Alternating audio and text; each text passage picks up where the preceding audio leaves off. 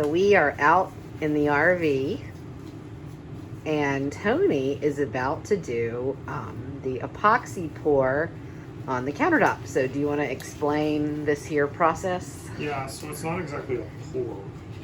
This is the first step of putting epoxy on pretty much anything. This is a seal coat, and you want to do a real thin coat on it, because what happens is air and moisture and everything release out of the wood and it creates bubbles. So you want to do that first before you do anything of any thickness on top of it, or you get a lot of bubbles in the epoxy. So the first thing we're going to do is turn off the air conditioner. Well, actually we can do that after we mix. So we are using West Systems 105 resin and 205 hardener, which is a fast hardener. And we're just going to kind of guess on how much to use. Is there a ratio? These are metered pumps, so you do one pump for one pump, which actually makes it 5 to 1, I believe, the mix. But you always buy these pumps to use with the West Systems because it makes it a lot easier. So you're just guessing like how much to put in there? How much to actually get going out. And I can always stop and do more. It's not like it's going to just fire off. It's not a one-shot kind of deal. So we're going to put the epoxy in. I'm going to start stirring it. It's got to stir for a couple of minutes. You want to make sure it gets fully integrated, the resin into the hardener, or the hardener into the resin, so that it actually does get hard and you don't get a nice sticky mess. So once I get that stirred, I'm going to turn off the air conditioning. And that's one of the reasons we're doing it in the RV is one, it's probably the most amount of space we have. It's not in the back porch right now. And there's less things floating around and everything going. So yeah, and we have like stuff down. I have paper down, and then I have insulation board. So we'll see how it goes. Pump away. Now my wife's not going to talk to me, so I don't lose count doing this. By the way, that's 2.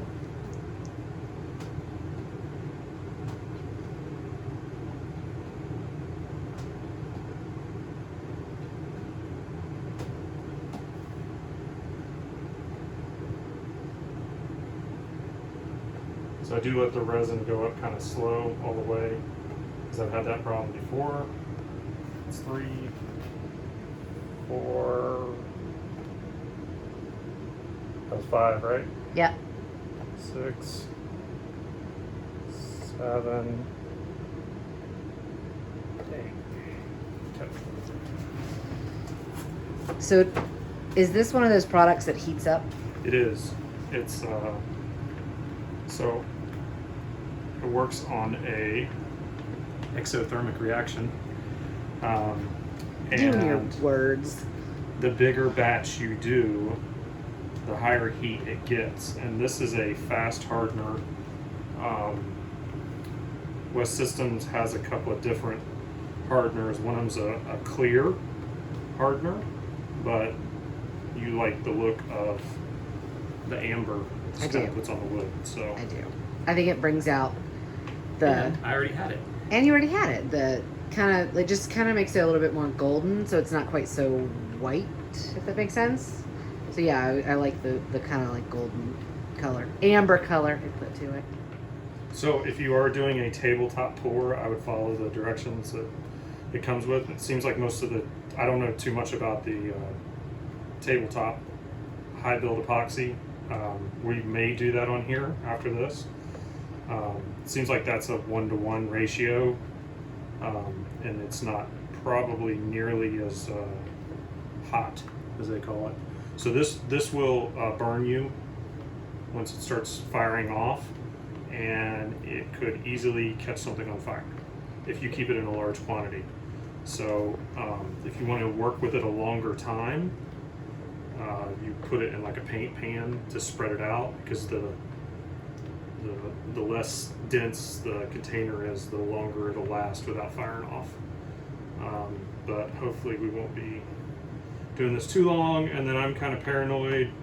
I will put this container, and this is a container that's rated for using epoxy, and always scrape the sides. And if you want it to be really clean, you would, after you mix this, you put it in another container. But it's a seal coat, and I'm going to sand most of it off anyways. But I will, when this whatever's left in here, I will end up putting on concrete, bare concrete, to harden, just because of the heat. I would put it in on anything that's flammable and leave it.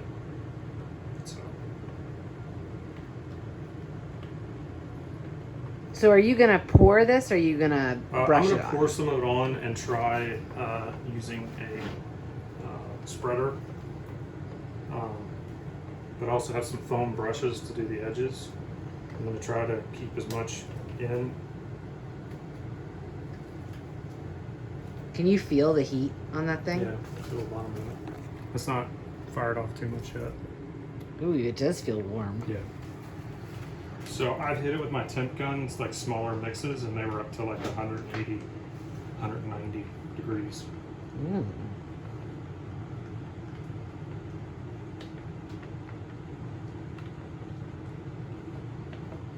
Make sure you scrape the sides, because sometimes the resin gets on the sides and then you don't have enough resin, or excuse me, hardener, and then you don't have enough hardener in the mix, and then it's not good. It's a mess. It just will never get hard, like it'll just get sticky. Yeah, it's just awful. You gotta scrape it off, and there's some tricks you can try, like hitting it with a torch and stuff, which we'll end up running this over with a torch real quick after we get it on. But in reality, it just stinks.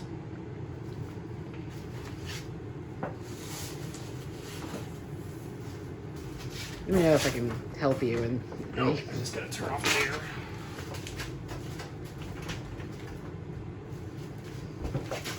hopefully we don't get this everywhere. I said hopefully we don't get this everywhere. We might need to move it over a smidge.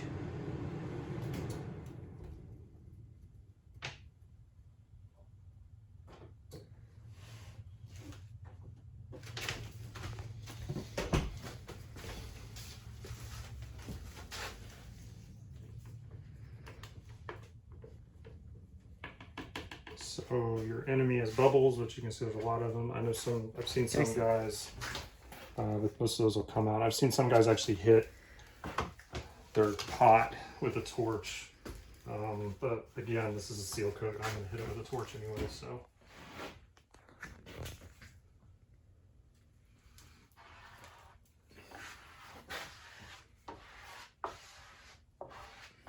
So what you're spreading it with, is it like for epoxy specifically, or is it just like one that you could like use on wallpaper, or just like a plastic? Like this is just a spreader, just a standard spreader. It's, Bondo, whatever you're using it for, really.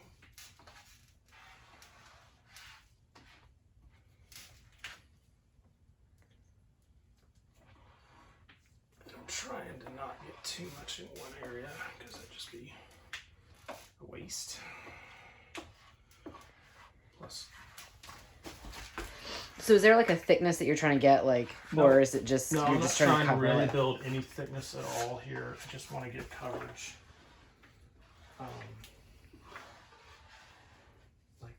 This is just a seal coat.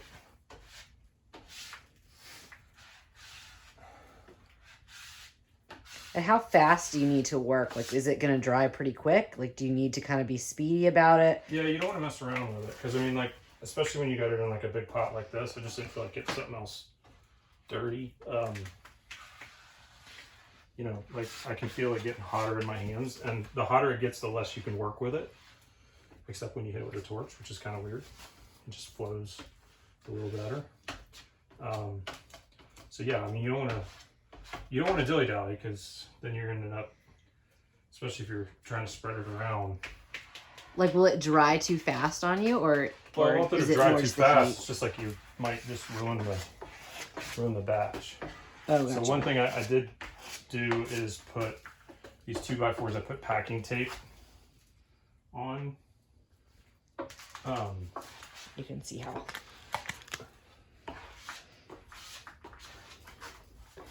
So that epoxy doesn't stick to packing tape. Like, won't adhere to it.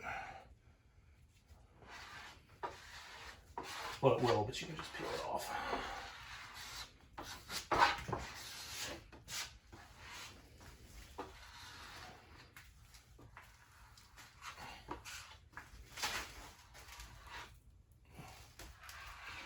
And I'm going to try to make it as smooth as I can, but I am going to sand over top of it. Right, so like if there's some inconsistency, more that I want to get the area covered is more important to me than it getting flat.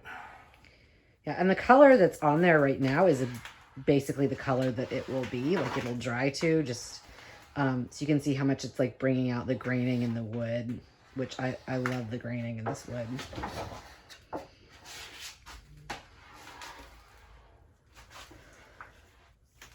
think there's a little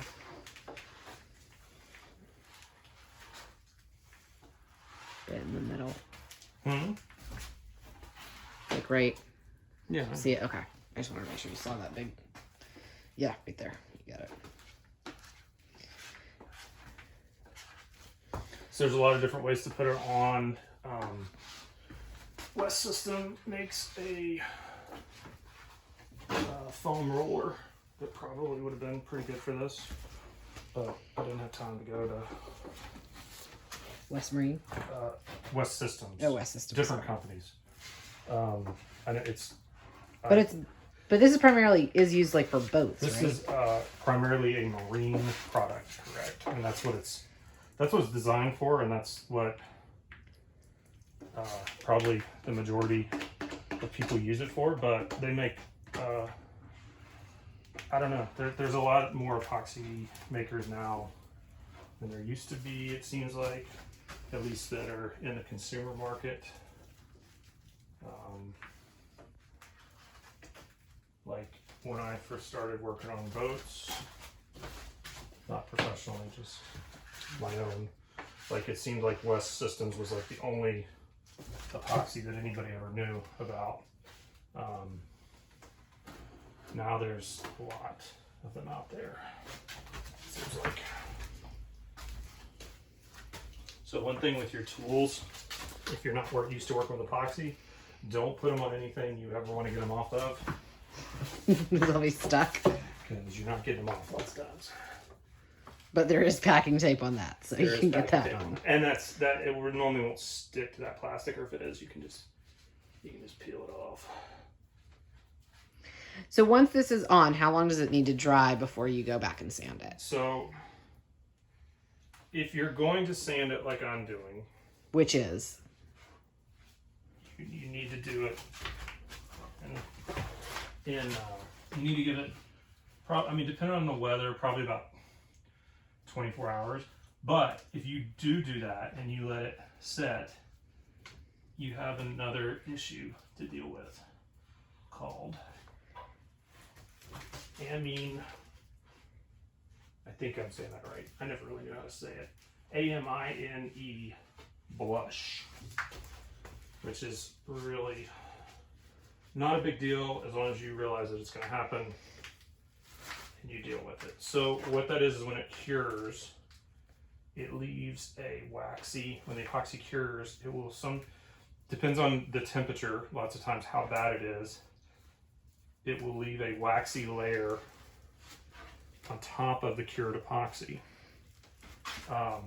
when it reaches its full cure. So if you let it set, I think West Systems working time, I think like I could just put another coat on here if I wanted to. like immediately? Within 4 to 6 hours, I believe, like without doing anything. Gotcha. But if you let it set overnight, you have to wash it with warm water. Some people recommend using soap and a Scotch-Brite. And then your best bet is to give it a sanding. But since, we'll see how it does in here, but since lots of times, it's not like I have a professional clean room, I want to sand it anyways. So I just let it cure and then I can wash it off. And do you do a wet sand when you sand it? Well,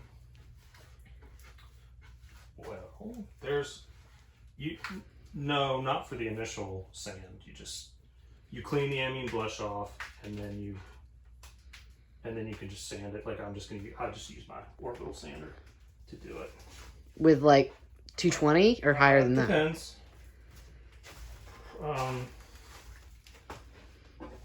And these are really not the right way to be doing this, by the way.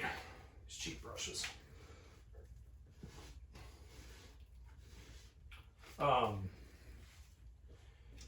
It depends on how bad it is. I might start off at 180 or 150 and sand it, and then go to 220, and then do another coat on top of it.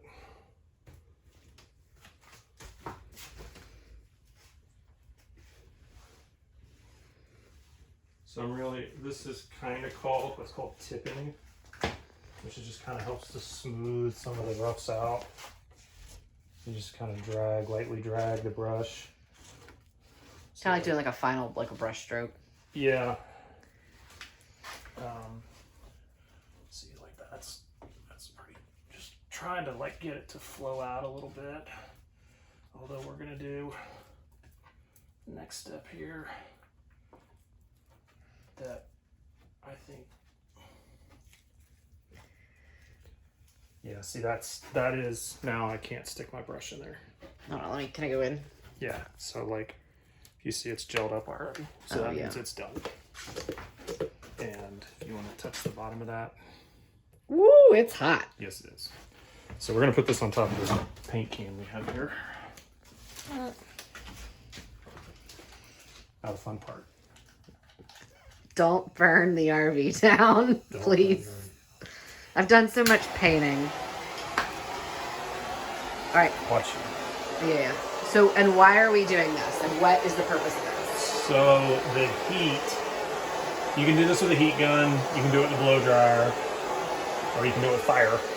Yeah! Fire! So, like I was talking about, you'll get bubbles from air, and this will help release those bubbles.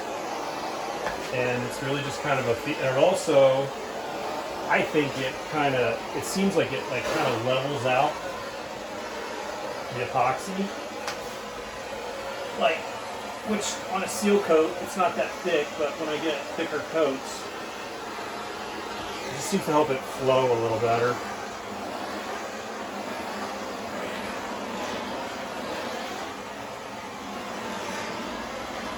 And there's a lot of guys on YouTube that do a lot of epoxy work.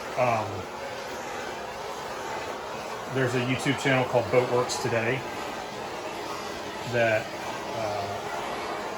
we'll put a link in the description. But he's very good. I mean, he's an expert shipwright or boat builder. He's very good at anything epoxy related in his videos. Does he use a blowtorch? He doesn't do a lot of. He does more structural stuff because he actually builds boats. But I mean, there's a lot of guys that do like epoxy tabletops and river tops and stuff like that. But I don't really. I just kind of trust the Boatworks guys. A true Floridian. Trust in the boat guys. I think he's from Washington. Oh.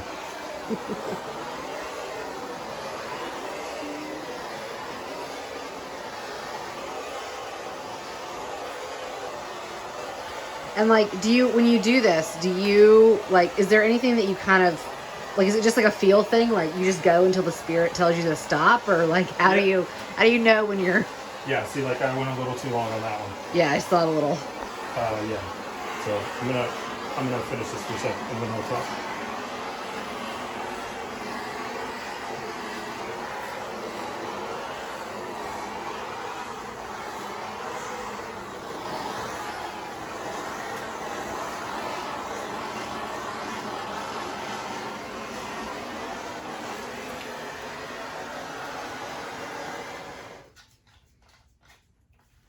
So to answer the question, yeah, you just kind of go. I don't know, like, and hope you don't screw it up.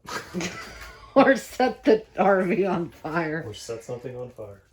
Set the building on fire. So like kind of like where all these like little bubbles are, like right here, will those like pop as they dry, or like where it's I don't even see what you're not talking super, about. it's like right in here. right in here. It's not super smooth. It's like right below where my finger is. You see it? No. I see some, I mean, it's... If you look this way, it's a little bit easier to see. But like, see where all like these little itty bitty. So like, will those pop on their own, or do they need to be hit, or we're about to find out. Because it looks pretty smooth all over the places.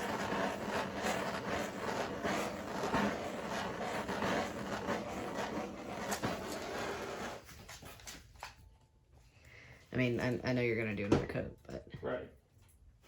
Well, what you want to get them is to the top. That's really what the heat does, is gets them to raise them to the top. gotcha. So you can sand them off. Well, it's so they open up, and then when you do the next coat, it hopefully fills them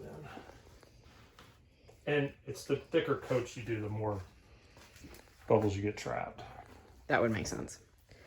And so the reason that we did this is not only just because I like the color, but also this like waterproofs it and seals it, right? Yes. And you can't cut on it because obviously like you don't want to be cutting on it, but it will waterproof and seal it since this is a kitchen cabinet. We did the same thing for the bathroom. Yeah, I mean it is the most durable wood finish there is, and because that's what you build a boat out of.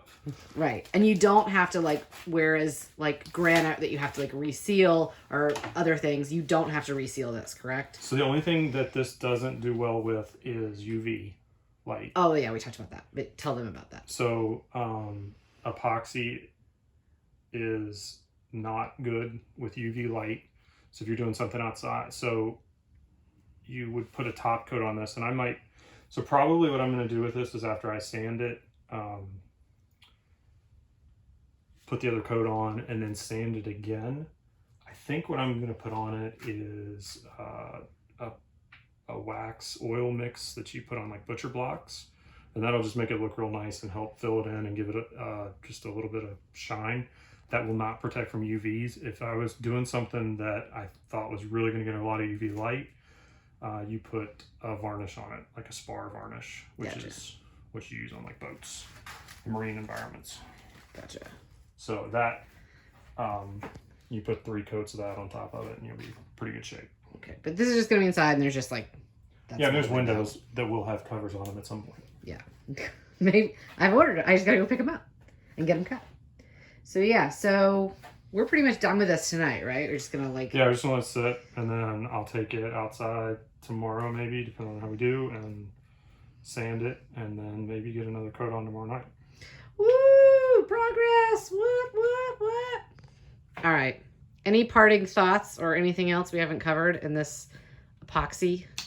I should have been wearing a respirator and probably safety glasses. We didn't. I didn't. Sorry. I don't work with it a lot. It's not an excuse. If you do work with epoxy a lot, you definitely should wear a respirator. Safety first. So safety first. Yay. All right. Well, thank you guys for tuning in tonight. And don't burn anything down with your epoxy. Or your torch. Yeah. Keep the fires to a minimum. All right. Thanks so much. You guys have a great night. Bye.